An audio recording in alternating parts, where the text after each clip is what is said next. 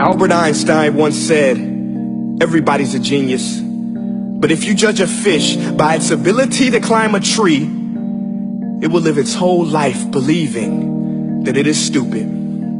Ladies and gentlemen of the jury, today on trial we have modern day schooling. Glad you could come. Not only does he make fish climb trees, but also makes them climb down and do a 10-mile run. Tell me, school, are you proud of the things you've done?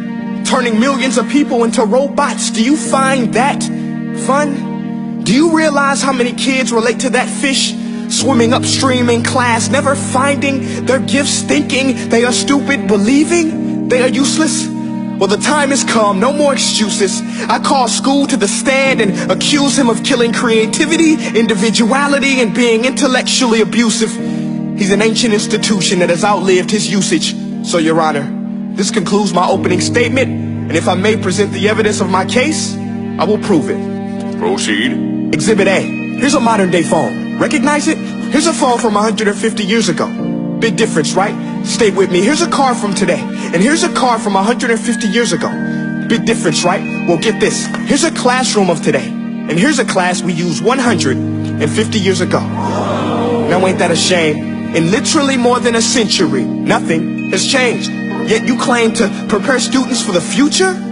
But with evidence like that, I must ask, do you prepare students for the future or the past?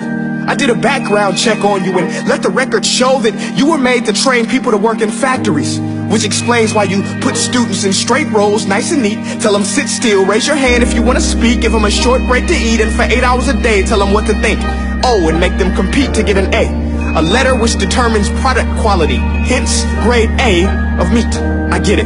Back then, times were different. We all have a past. I myself am no Gandhi. But today, we don't need to make robot zombies. The world has progressed. And now we need people who think creatively, innovatively, critically, independently, with the ability to connect. See, every scientist will tell you that no two brains are the same. And every parent with 2 or more children will confirm that claim. So please explain why you treat students like cookie cutter frames or snapback hats, giving them this one-size-fits-all crap. Watch your language. Sorry, Your Honor, but if a doctor prescribed the exact same medicine to all of his patients, the results will be tragic. So many people will get sick, yet when it comes to school, this is exactly what happens. This educational malpractice, where one teacher stands in front of 20 kids, each one having different strengths, different needs, different gifts, different dreams, and you teach the same thing the same way? That's horrific. Ladies and gentlemen, the defendant should not be acquitted. This may be one of the worst criminal offenses ever to be committed. And let's mention the way you treat your employees. Objection. Overruled. I want to hear this. It's a shame. I mean, teachers have the most important job on the planet, yet they're underpaid? No wonder so many students are short-changed. Let's be honest. Teachers should earn just as much as doctors, because a doctor can do heart surgery and save the life of a kid. But a great teacher can reach the heart of that kid and allow him to truly live. See, teachers are heroes that often get blamed, but they're not the problem. They work in a system without many options or rights. Curriculums are created by policymakers, most of which have never taught a day in their life. Just obsessed with standardized tests. They think bubbling in a multiple choice question will determine success. That's outlandish. In fact, these tests are too cruel to be used and should be abandoned, but don't take my word for it. Take Frederick J. Kelly, the man who invented standardized testing, who said, and I quote, "These tests are too cruel to be used and should be abandoned." Ladies and gentlemen of the jury, if we continue down this road, the results will be lethal. I don't have much faith in school, but I do have faith in people. And if we can customize healthcare, cars, and Facebook pages, then it is our duty to do the same for education, to upgrade and change and do away with school spirit, because that's useless.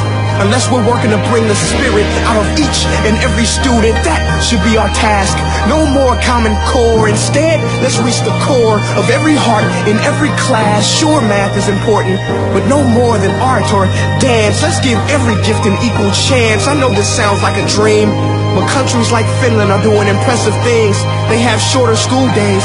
Teachers make a decent wage. Homework is non-existent, and they focus on collaboration instead of competition. But here's the kicker, boys and girls.